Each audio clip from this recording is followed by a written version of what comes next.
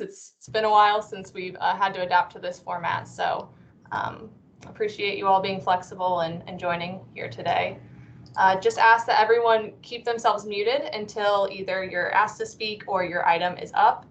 This format will run very similar to in person, where staff will give a presentation and then we'll turn it over to the petitioner to give their presentation. If you're a petitioner, you should have the ability to share your screen if you need to do so. If you have any trouble, go ahead and just send me a message in the chat and I can help you figure out how to share your screen. Otherwise, staff will have the documents pulled up as well, sharing our screen. Does anyone have any questions before we go ahead and get started? All right, well then I will turn it over to you, Emily, to go ahead and officially open the meeting. I think that's Howard that will open the meeting. Thanks. Thanks, Emily. Happy New Year to everyone. I don't have a gavel here at home, but I will call to order today's Fisher's Plan Unit Development Committee meeting for Wednesday, January 5th, 2022. And we are here virtual. We do have a quorum to conduct business today. Our first matter on the agenda is PUD-21-24 Techway.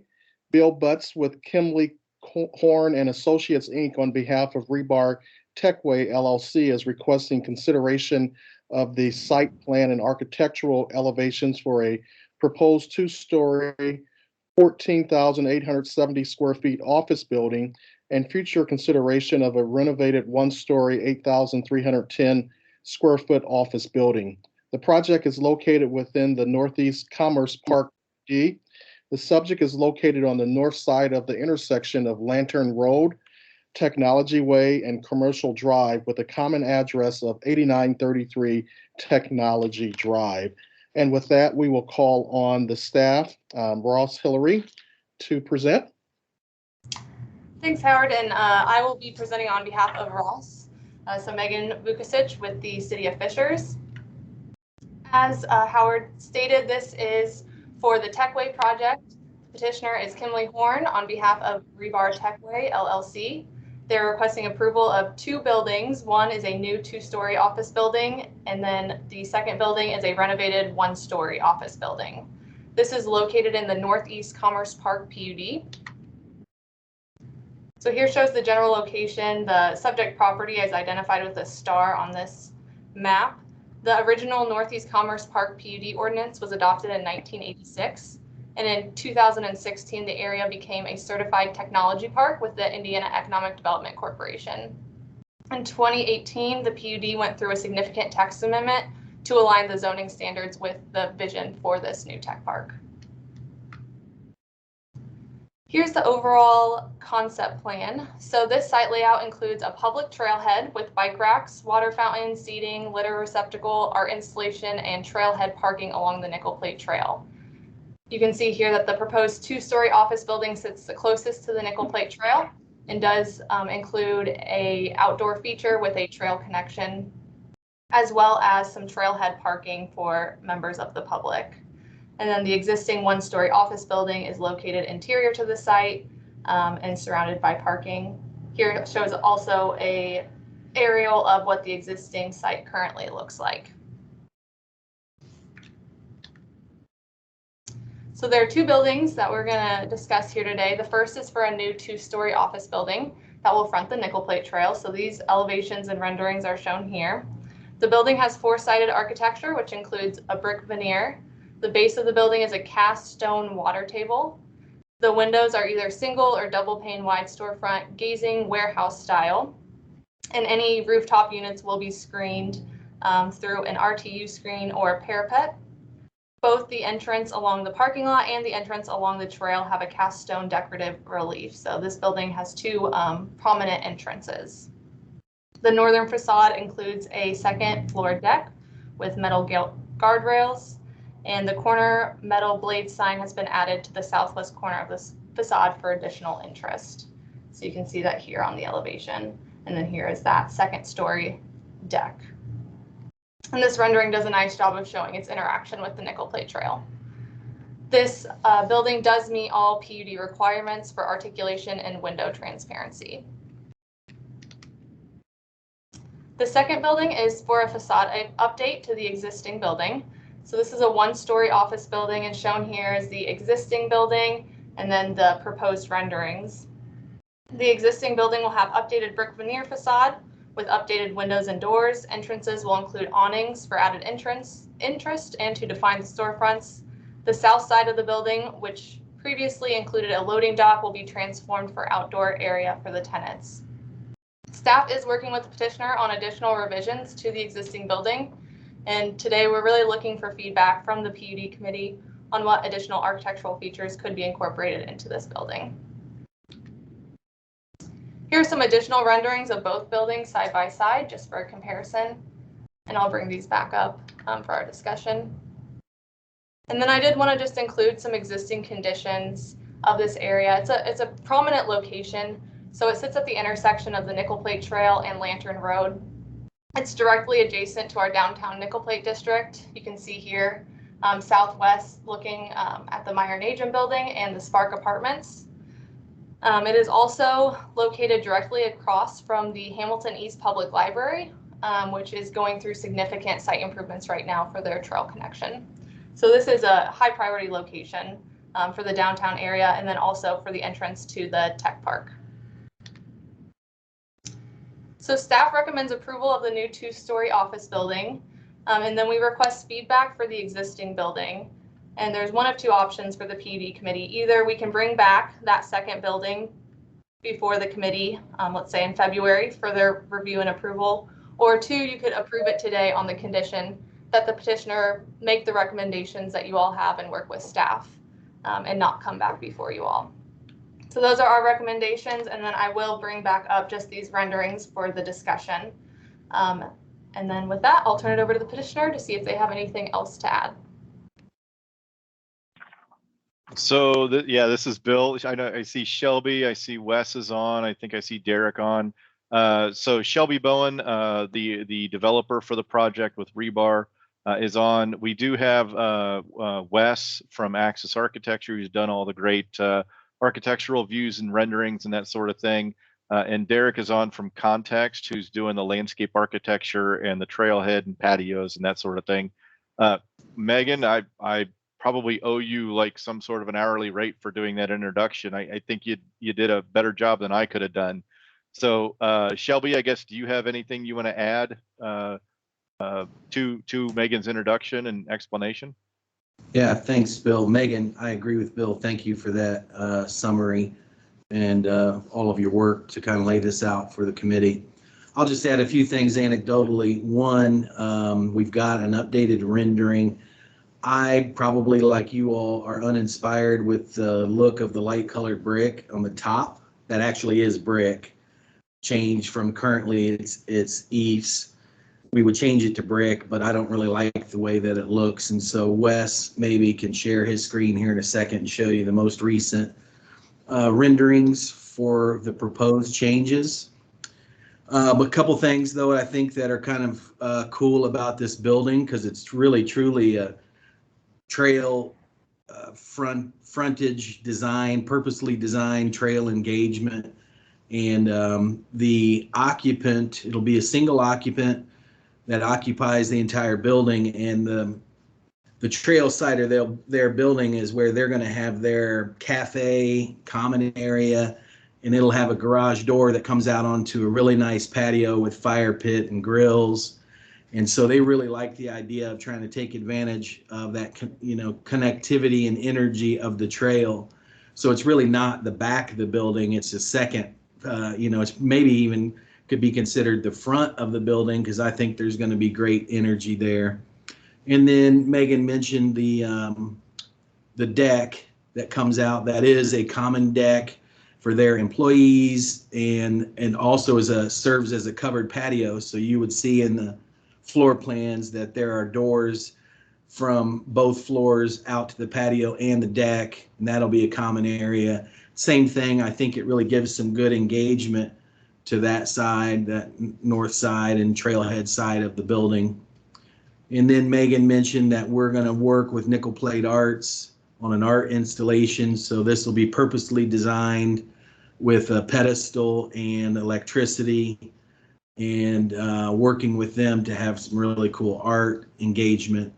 And then the other thing I think that is kind of cool about how we've designed this with the city's collaboration is you'll see that we've got some street parking there that really does invite the public, because this is designed to be a public amenity and invites the public to really use this without kind of feeling like they're encroaching on the office building users. So I like that we've been able to collaborate with the city to have that street parking directly connected to the trailhead.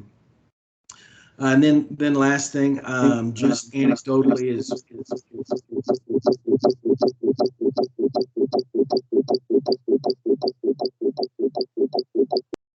I'm not sure if that was me, I apologize, is our company, Rebar, will be moving into the existing building. And so we're highly motivated to make it look nice, added a lot of landscaping.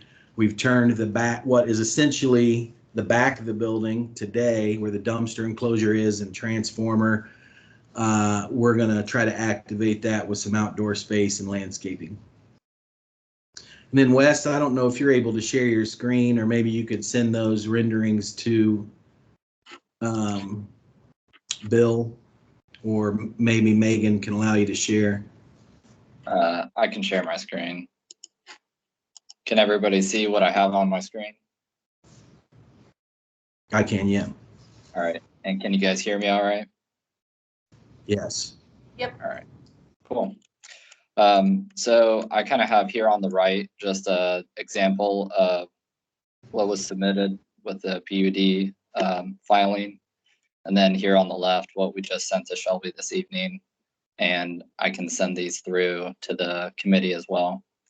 So essentially, we've trying to match the brick used on the proposed new building, and then using kind of that similar cast stone water table element, along with a cast stone or similar cornice element with a rebar blade sign here, and then those same kind of canopy elements, and then the other rendering, kind of that courtyard view. So similar, but just kind of, bringing in that more darker brick tone and, less the lighter brick. And then kind of bringing in some exterior sconces at the the pilasters. Thanks, Wes. So I would ask, as Megan kind of indicated, I appreciate the city's flexibility in kind of allowing us to work with you all and the staff on the existing building architecture in the hopes that we could kind of work through that and continue to move forward. Thank you. Thanks to the staff and also to the petitioners for their presentations. I would ask at this time for my fellow board members if they have any questions of the staff or the petitioner, and also comments that they would have.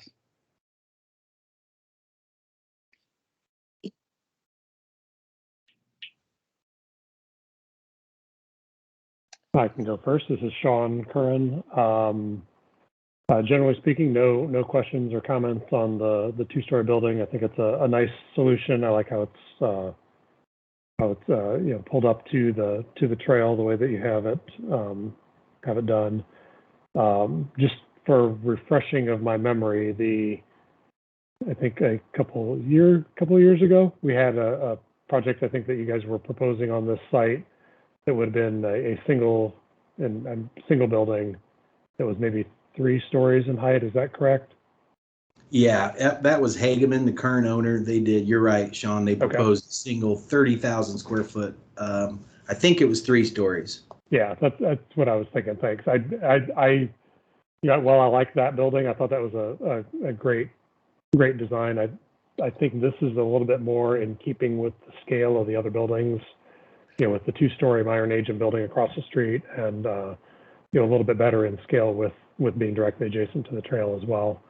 I guess on the 1-story, I guess my initial feedback would be I think there's probably work to be done on that, and I think that you kind of acknowledge that there's still some work to be done on that. I think from my perspective, it'd be nice to see it a little bit better tied into the 2-story building architecturally, whether it's materials or some additional detailing or something along those lines. So that I guess from my perspective, in touching on Megan's or Howard's comment about the whether this one is approved or comes back in another month, my initial response would be that I would be in favor of seeing that one come back for further discussion at a later time. I had no other comments from my end. Thanks, Sean. Any other board member comments? Yeah, this is Emily. I would agree 100% with Sean on his sentiment, and I would like to see just a little bit more reworking on the existing building. I think that what you presented tonight that we hadn't seen before is definitely a step in the right direction. I like a little bit more of the articulation, but there are things that maybe tie a little bit better into that bring the two buildings together. But I think that we can probably go a little further with that, or maybe get a little tighter with incorporating the buildings together, making them look a little bit more cohesive in that area. I don't think they need to look the same. I'm not saying that. I like that there would be some differentiation, but having a little bit more of a tie-in together, I think would be my preference to see that at the next meeting. The new building, I think it's great. I love, the tie-in with the nickel plate, and that we're getting some public parking in there in some public space. Yeah, so I'm right there with Sean. I don't have a whole lot of other comments on it. Thanks, Emily. I believe Megan Baumgartner has joined us. Megan, do you have any comments? I did. No, I echo what everyone else has shared, and like the idea of it being refined a bit more with staff during this upcoming month and brought back to PUD next month for the existing building. But I will say too that Shelby and the whole team have been great to work with and understand how important this site is. So we appreciate how great of partners that you guys have been, and excited about the project. Great. Thank you. If there's no other further comments from board members, I would entertain a motion. I'll make a motion. I would move to approve PUD-21-24 Techway, the 2-story new construction building only at this point, with condition that they meet all TAC and TAC requirements as needed, and that's it. This is Emily. I'll second. I'll second it. Megan, I think Go Emily, ahead, Emily. Emily beat you to the punch. We have a That's motion. all right. We have a motion by Sean, a second by Emily. Kate, roll call, please. Yes, Mr. Curran, Yes. Ms. Bowman, Yes. Ms. Baumgartner, Yes. and Mr. Stevenson. Yes, the motion carries. Thank you. We do have, Megan's with us now, so we can move forward with the next matter that is on our agenda. Instead of pushing that back, we will go to PUD-21-27 Gorman and Bunch Orthodontists at 12330 Oleo Road. Eric Gleisner with Civil Site Group, Inc. is requesting approval of architecture and site design for a 9,000 square feet, 2-story structure with associated parking and landscaping. The subject site is located south of 126 and west of Oleo Road, and the property is zoned PUD Village at Gray Eagle. And with that, we will call on the staff to present. Bree King, Planning and Zoning.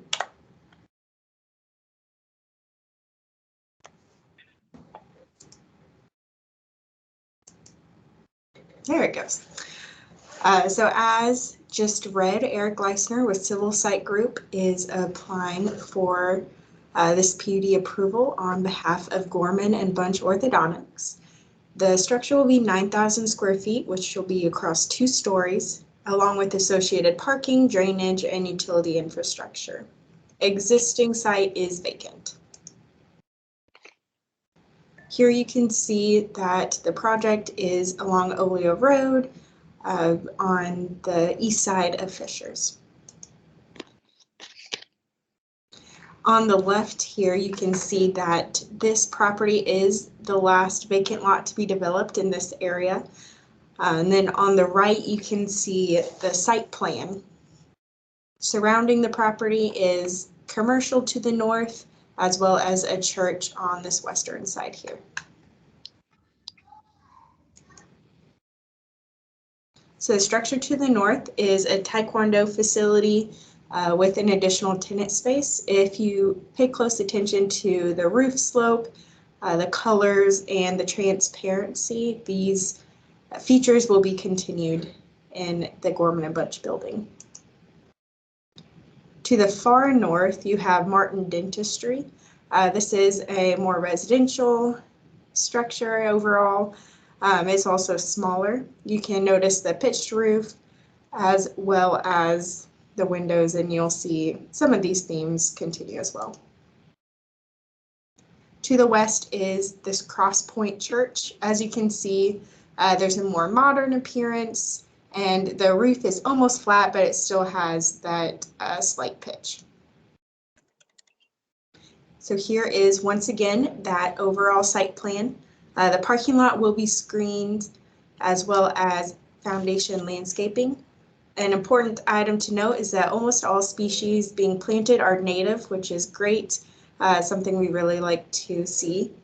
The parking lot and pedestrian path will be integrated to the property to the north, as well as the new sidewalk to the south. Here are the elevations. It's difficult to see on this elevation, but there is a slope to that main roof, as well as large overhangs and large windows are being featured. If you look at the colors, it's very similar to the Taekwondo facility. Here are the other elevations. There are patterns of different materials and colors being used. It is important to note that this project has completed the TAC review process and addressed all staff comments. The signage depicted will be reviewed separately through our sign review process and will comply with PUD and UDO requirements as well. Staff has found that the proposal does meet the requirements of the PUD and UDO when applicable, and we do recommend approval. So I can turn this over to the petitioner. Good evening, Eric Gleisner with Civil Site Group. Can everyone hear me? Yes, we can. All right, good deal. Brianna, thank you for that introduction. You covered just about everything that I wanted to talk about. This is going to be the new home for Gorman and Bunch Orthodontics. They're going to occupy the second floor of this structure, and then the first floor is going to be a tenant to be determined later. They're working with a few different options right now, but nothing is set in stone. We looked at this site several times in the past for a couple of different developments, and it's kind of difficult because the setbacks off of Oleo Road and Silverstone Drive are pretty large. So we have a very small area when you factor in the easements on the property as well that we can actually put a building. So this 2-story building fits in there just perfectly, and I think it's just going to make a great home, great permanent home for Gorman and Bunch Orthodontics, as well as another tenant in the future. The architect is on the call as well. We'd be happy to answer any questions at this time.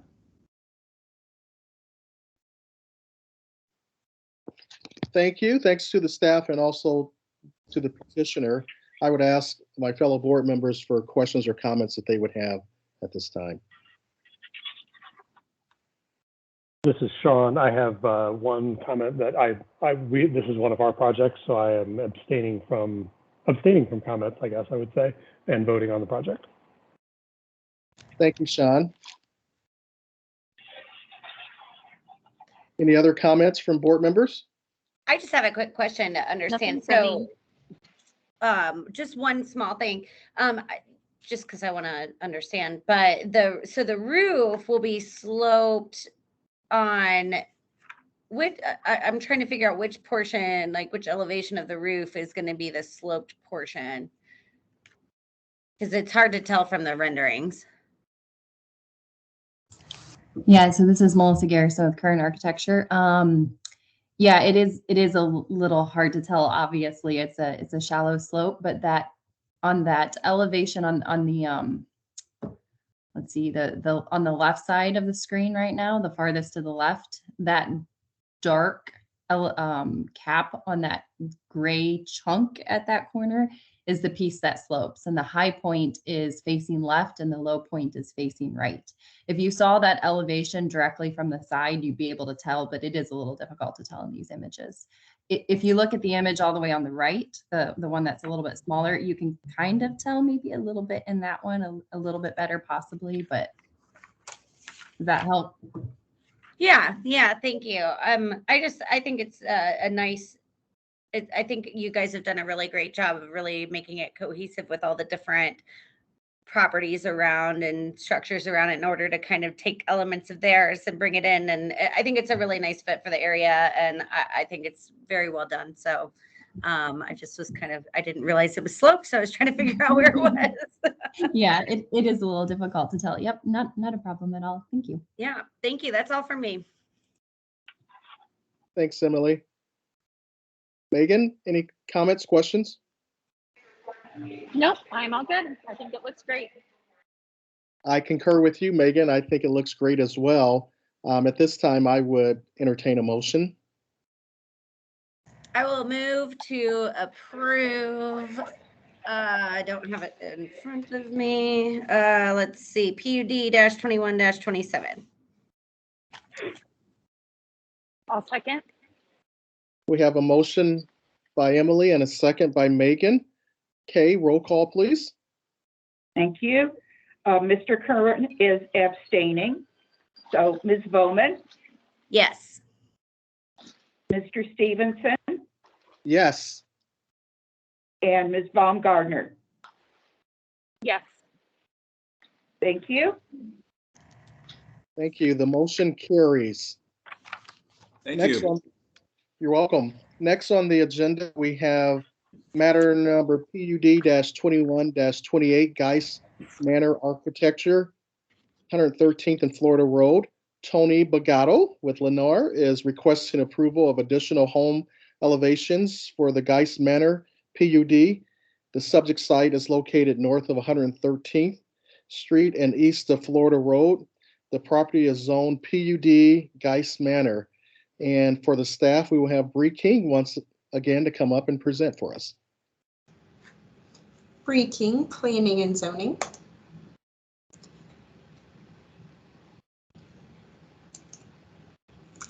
As stated, Tony Bagato with Lennar is the petitioner. The scope is the addition of 3 new home models to the approved elevations in the Geis Manor PUD. The existing land use is vacant. Here you can see the location of the Geis Manor subdivision. It is that little bit of annex property along 113th. Here is an image of the site on the left, as well as the site plan for the subdivision as proposed on the right. Here we have a bit more details. You can see the number of lots here is 47, as well as the intersection of Florida and 113th. We'll jump right into the first model is the Muirfield. I hope I'm saying that correctly. These are single-story homes. Each elevation as proposed has an element of stone. There are multiple roof pitches proposed, as well as modulation being present. You can see there are small front porches as well as large windows. This next model is the Riviera. This is 2-story homes, as well as the last model. It does have front elevation modulation as well as different roof pitches. These do seem to have larger front porches, and it continues the element of stone. This is the last model, South Hill. These are also 2 stories. You can see there's a good amount of modulation, especially around the side-loaded garage area. You can see there are multiple roof pitches and elements of stone once again carried over. I'm going to jump into a quick bit of history about this PUD. So the PUD was originally written by Fisher's Homes in 2017 and had a primary plat that was applied for in 2018. However, no action was taken, so that primary plat did expire. Lennar Homes applied for a new primary plat on December 22nd, and that will be going to plat committee in February. So the original PUD included illustrative architectural exhibits and architectural element examples. The PUD stated that if a home elevation does not comply with the section, then the proposed home elevation shall be submitted for review and approval by the PUD committee. So in 2017, Fisher's Homes brought additional home elevations to the PUD committee that were not in the original PUD. These additional elevations were approved. So now the builder has changed since the PUD was written, and Lennar is proposing these 3 different elevations as they build a slightly different style of home. These approved elevations, if approved by the PUD committee, will be considered substantially consistent with the previously approved Fisher's Homes elevations and the standards set forth in the PUD ordinance. So here we have on the screen a comparison of the Fisher's Homes elevations that were approved in 2017 with the Muirfield Lennar product. As you can see, they do similarly have elements of stone, multiple roof pitches, and this is the 1-story aspect. So you can see they have similar mounts and even locations of the modulation on the front elevation. Here is a comparison of the Riviera model. Once again, Fisher's Homes is on the right, Lennar is on the left. Both have stone, roof pitch changes, and modulation. As you can see, the Lennar product also features large windows above the entry door that are maybe slightly bigger than what Fisher's Homes had at the time. And then here we have our South Hill model on the left compared to Fisher's Homes. Once again, they are substantially similar if you look at the stonework and the modulation as well as the roof pitch.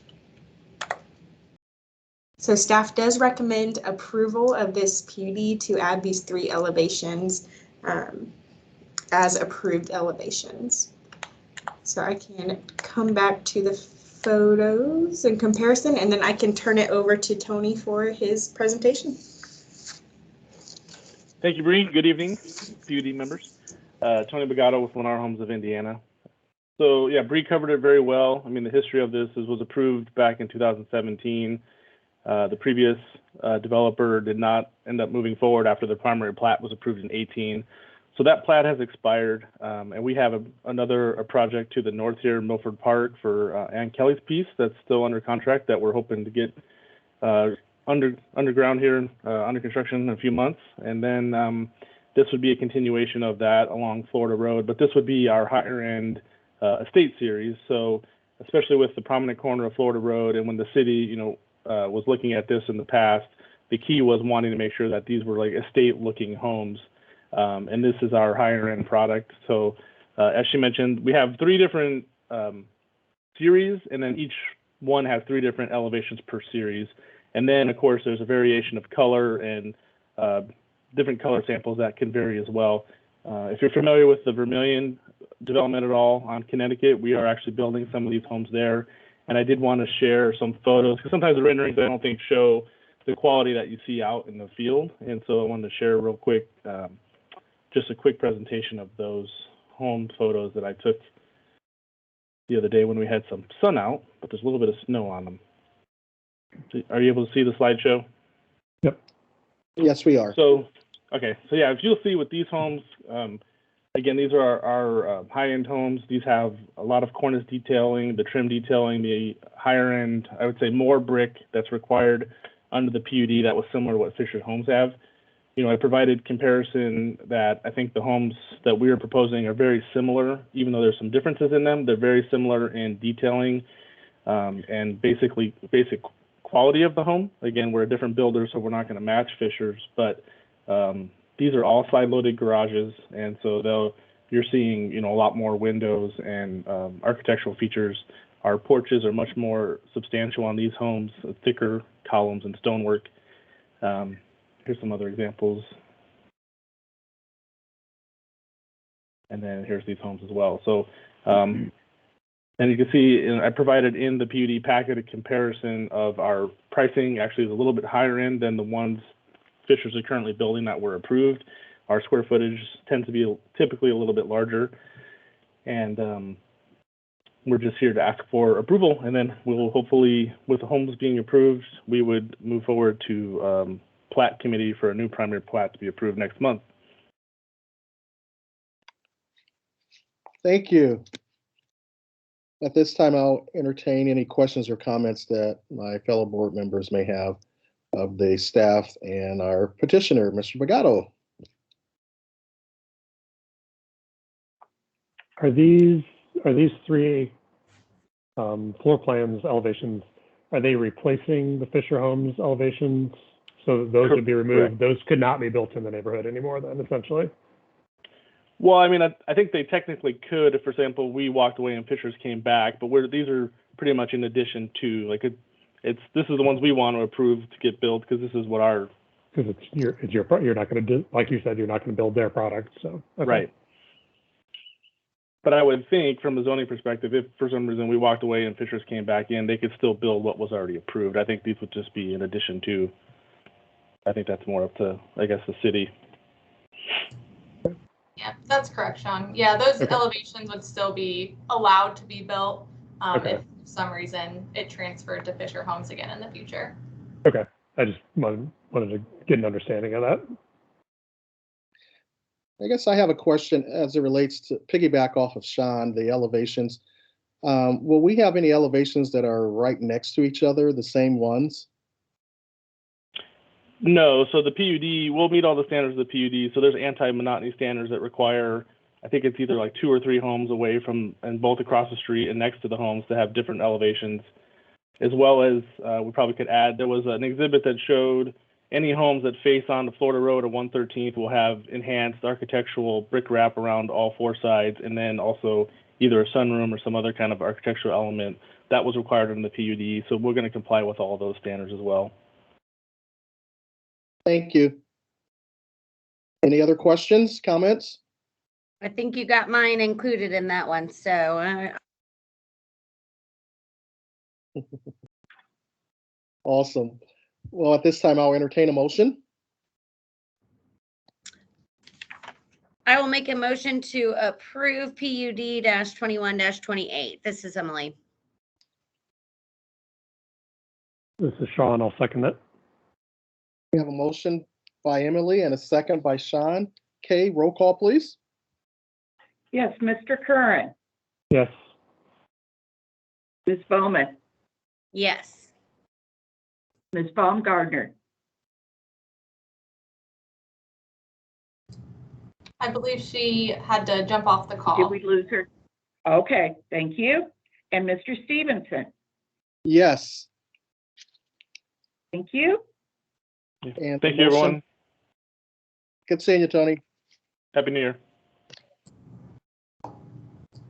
Let's see, for our agenda, we don't have anything for the River Place PUD committee. Staff communications, Megan, do we have any? No, just again, want to say thanks again for your flexibility. You know, we've seen a high uptick of our COVID cases, and so just wanted to take the precautions to move this to virtual to make sure we're keeping everyone safe. I anticipate as of right now that we would meet in person in February, but depending on how, we'll just follow the numbers. And so if it's virtual, we'll let you know beforehand. But as of right now, we'll plan to be back in person in February unless we say otherwise. Thank you. Happy New Year once again to everyone. Good seeing everyone. At this time, I'll entertain a motion to adjourn. I move to adjourn. I don't know if we need a second, but I will go ahead and adjourn our meeting. All right. Have a good evening, everyone. Thanks. Thank you all. Happy New Year, Happy New everybody. Bye. Happy New Year. Thank you. Thank you.